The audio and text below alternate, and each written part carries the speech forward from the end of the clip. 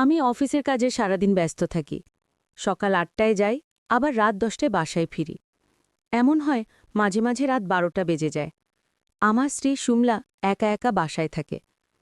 একদিন রাতে আমার ফিরতে দেরি হয়েছিল। বাসায় এসে স্ত্রীর অবস্থা দেখে মনে হলো আমার মাথায় আকাশ ভেঙে পড়ল। সে কিছুক্ষণ অবাক হয়ে বোকার মতো দাঁড়িয়ে রইল। বিপুলের নিরপেক্ষ মুহূর্ত খারাপের দিকে মোড় নীল। এসব বিষয়ে কেউ না ভাবতে চাইলেও ভাবনাগুলো যেন জোর করে মাথায় ভর করতে চায়। খুব মেজাজ খারাপ আর বিরক্তি লাগছিল। মেজাজ গরম করে বিপুল বলল, কি গো, কি করছ? তার বউ দিল, এই তো তোমার ডিম ভাজি। প্রতিদিন রাতে ডিম ভাজি খাওয়া, এটা কেমন অভ্যাস ধরেছ, হ্যাঁ? আর করতে পারবো না এসব, বুঝছ? ভালো লাগে না। বিরক্তি নিয়ে অন্য মনে বলে গেল শিমলা, মানে বিপুলের বউ। বিপুল বলল, তোমার ফোনে কেউ কল করেছিল? শিমলা বলল, কখন? বিপুল বলল, এখনই, একটু আগে। শিমলায় মুখে আতঙ্ক লুকানোর অভিনয় লক্ষ্য করতে পারল বিপুল। শিমলা হাসির ধান করে মুখে ভাত তুলে দিয়ে বলল, কি লো, কে ফোন দিয়েছিল? আর কি বলল? বিপুল বলল, দেখো তো নাম্বারটা চিনো কিনা, আর এই নাম্বারটা কার? শিমলা বলল, কি হয়েছে বলবা তো? না, আমি তো এই নাম্বারটি চিনি না। তুমি আমার সাথে এমন করছো কেন? আর অ্যানা আসার থেকে ফোন আসার পর থেকেই দেখছি তোমার মুড অফ। কি বলেছে একটু বলবা?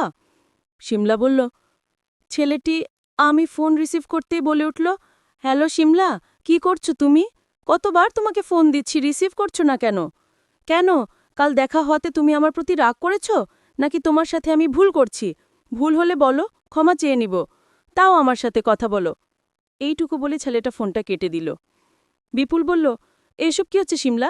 আমি তোমাকে কত বিশ্বাস করতাম, আর তুমি বিশ্বাসের এই প্রতিদান দিলে? শিমলা বলল, বিশ্বাস করো, আমি এই ছেলেটাকে চিনি না। হয়তো তোমার কোথাও ভুল হচ্ছে, হয়তো ছেলেটা রং নাম্বারে ফোন দিয়েছে।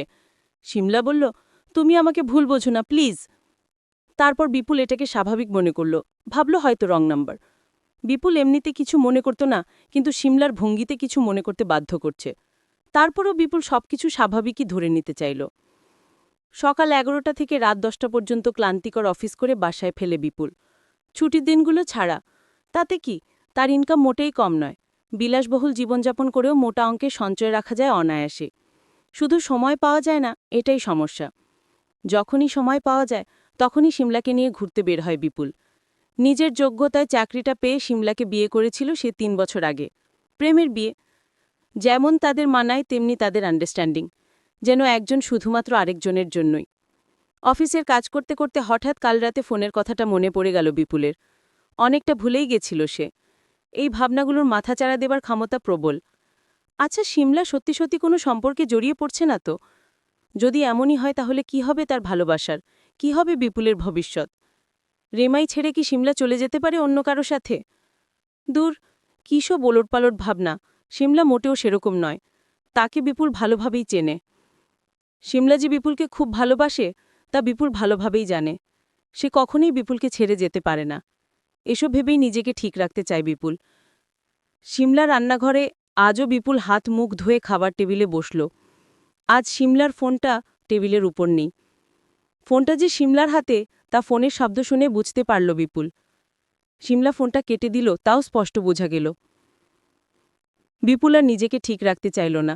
তাকে ব্যাপারটা বুঝতেই হবে। বিপুলের চোখে আজ ঘুম নেই। সে খেয়াল করল যে শিমলার মধ্যে পরিবর্তন এসেছে। কতবার বিপুলকে মিস করেছে সেটাও গুনে রাখত শিমলা। এসব শুনে মন ভরে উঠত বিপুলের। সে শিমলার প্রতি ভালোবাসার দীর্ঘশ্বাস ফেলত চোখ বন্ধ করে। এখন আর তা হয় না।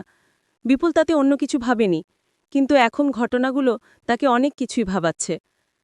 শিমলা ঘুমিয়ে পড়েছে। বিপুল বালিশের কাছ থেকে শিমলার ফোনটা হাতে নিল।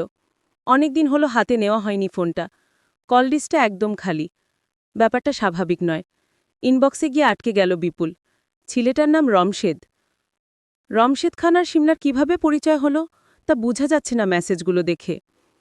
আগের অনেক মেসেজই ডিলিট করা হয়েছে। বিপুল সবগুলো মেসেজ পড়তে থাকলা। গত কয়েকদিনে ৩ থেকে ৪ বার কথা হয়েছে ওদের। এই দেখা করাতে দুজন দুজনের প্রতি আরও দুর্বল হয়ে পড়েছে। বিপুল সবচেয়ে অবাক হইল সেই মেসেজটা দেখে, যেখানে শিমলা রমশেদ খানকে বলেছে, একদিন বাসায় এসে দেখে যাও কত সুন্দর বাসা আমার স্বামীর। কিন্তু রমশেদ খান বাসাতে আসতে চায় না। সে চায় শিমলা যেন সবকিছু ছেড়ে তার কাছে চলে যায়। আর পড়তে পারছি না বিপুল। খুব সন্তর্পণে সেগুলো সরে দিতেই চোখ ভেঙে পানি আসলো বিপুলের। মায়াবী মুখটা ঝাপসা হয়ে যাচ্ছে, তবুও তাকিয়ে থাকতে ইচ্ছে করে। মোবাইলের মেসেঞ্জারের লেখাগুলো দেখে সারারাত আর আমার ঘুম নেই। মনে মনে ভাবলাম, মানুষ কিভাবে অত অভিনয় পারে। এইভাবে সকাল হয়ে গেল। শিমলা বলল, কি ব্যাপার, আজ অফিসে গেলে না? বিপুল বলল, ছুটি নিয়েছি, ভালো করে নি? শিমলা বলল, ও আচ্ছা, হ্যাঁ ভালো করেছ। বিপুল বলল, চলো ঘুরে আসি আজ দূরে কোথাও, কত সুন্দর মেঘলা দিন আজ। আগের মতো খুশিটা শিমলার মধ্যে লক্ষ্য করা গেল না। খুশি হবার ভান করেই সে বলল, হ্যাঁ চল। এই জায়গাটাতে বিপুল আর শিমলার প্রথম ভালোবাসার সাক্ষাৎ হয়েছিল। এতদিনে আসা হয়নি, আর আজ শিমলাকে এখানেই নিয়ে এসেছে বিপুল।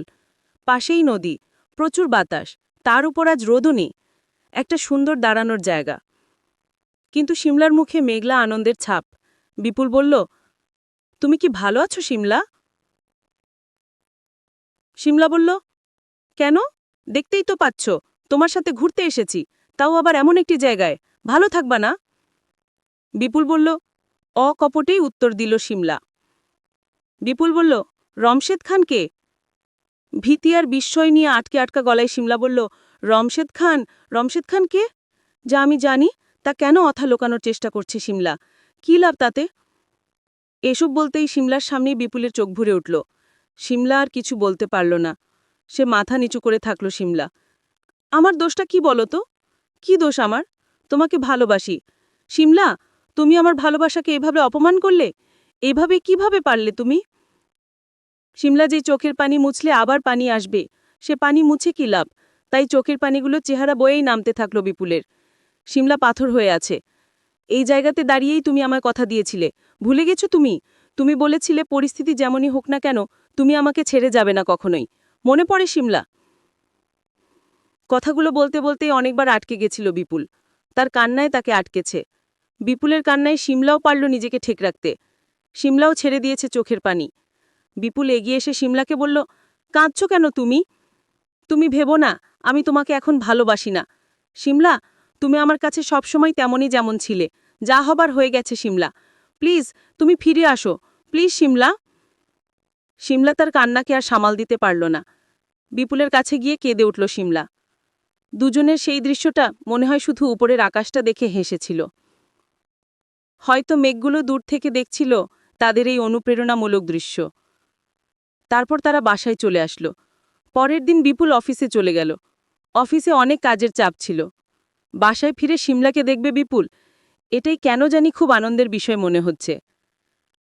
আজ শিমলা তার ভুল বুঝতে পেরেছে। সে কখনোই এমন ভুল আর করবে না। কাল রাতেই কথা বলেছে শিমলা। কাজের চাপ বেশি থাকলেও তা আজ ক্লান্ত করতে পারিনি বিপুলকে। বাড়ি যাবার আগে মার্কেট থেকে একটা লাল টুকটুকে শাড়ি কিনে নিল বিপুল, ঠিক যেন বিয়ের শাড়ি। শিমলা খুব খুশি হবে। ঘরে ঢুকে ব্রিফকেসটা রাখতে রাখতে বিপুল শিমলাকে ডাকছে, দেখো তো শাড়িটা কেমন? কই গেলে শিমলা? কি ব্যাপার, কোন ঘরেই শিমলা নেই? দরজাটাও তো খোলা ছিল। বাসার নিচে দারোয়ানের কাছে চলে গেল বিপুল। দারোয়ানকে বিপুল বলল, তোমার ম্যাডাম কই? দারোয়ান বলল, স্যার, উনি তো বাইরে গেছেন সেই দুপুরে, 2 হাতে 2টো বড় বড় ব্যাগ ছিল। বিপুল বলল, কিছু বলে গেছেন? দারোয়ান বলল, জি স্যার, ম্যাডাম বলল যে উনি রমশেদ খান নামে কারো কাছে যাচ্ছে, আর আপনি যেন তাকে না খুঁজেন। মাথা নিচু করে আটকে আটকে বলল দারোয়ান। শিমলার সব নম্বরে ফোন দেবার চেষ্টা করল, সব বন্ধ। আর কিছু বাকি থাকলেও না বুঝার, সব পরিষ্কার। ঘরে গিয়ে নিঃস্ব মানুষের মতো শুয়ে পড়ল বিপুল। মনে অনেক কষ্ট নিয়ে বিপুল বিছানায় শুয়ে শুয়ে কান্না করতে লাগল। বিপুল মনের কষ্টে বলতে লাগল, শিমলা, জানি না কোন অপরাধে তুমি আমায় ছেড়ে চলে গেছ। আমাকে খুব অসহায় করে, যাক তোমাকে এত কিছু করার পরেও যেহেতু তুমি আমাকে ছেড়ে চলে গেছ, তাহলে তাহলে তোমাকে আর আমি খুঁজব না। যত কষ্টই হোক আমি চেষ্টা করব। এইভাবে বিপুল রাতের অন্ধকারে একা একা কাঁদতে শুরু করল। বিপুলের কাছে মনে হলো যেন রাতের মতো তার পুরো জীবনটাই অন্ধকার হয়ে গেছে। অপরদিকে শিমলা রমশেদ খানের সাথে সুখের ঘর বাঁধার স্বপ্ন বুনছে। ভালোই ছিল রমশেদ খানের সাথে। রমশেদ খানের সাথে 3 মাস ঘর করার পর হঠাৎ একদিন দেখল রাতে আর রমশেদ খান বাসায় আসেনি। রমশেদ খানের মোবাইলে শিমলা ফোন দেয়, ফোন বন্ধ। এদিকে রমশেদ খানও গ্রামের বাড়ির ঠিকানাও শিমলা জানে না। অনেক কষ্ট করে শিমলা রমশেদ খানের গ্রামের বাড়ির সন্ধান নেয়। রমশেদ খানের গ্রামের বাড়িতে গেলে রমশেদ খানের বাবা মা ভাই বোন সবাই মিলে দূর দূর করে এই শিমলাকে তাড়িয়ে দেয়। তারপরে বলে দেয় যে রমশেদ খান বিদেশ চলে গেছে। সেই যে রমশেদ খান বিদেশ চলে গেছে শিমলার সাথে আর কোনো যোগাযোগ করে নাই। কিন্তু এটা ছিল রমশেদ খানের অভিনয়। শিমলার বাপের অনেক সম্পত্তির মালিক। সেই লোভে রমশেদ খান শিমলার বাপকে বন্দী। সেই ব্যাপারটা পরে বলছি, সব জানতে পারবেন। ঠিক এই মুহূর্তে শিমলা কি করবে বুঝতে উঠতে পারছে না। খাওয়া দাওয়া নেই, পাগলের মতো রাস্তায় রাস্তায় ঘুরছে। আর মনে মনে শিমলা ভাবছে কোন মুখে তার প্রথম স্বামী বিপুলের নিকট মুখ দেখাবে। এইসব ভাবতে ভাবতে হঠাৎ রাস্তার পাশে অজ্ঞান হয়ে পড়ল। তখন লোকজন তাকে একটা হাসপাতালে ভর্তি করে তাকে সুস্থ করে তোলে।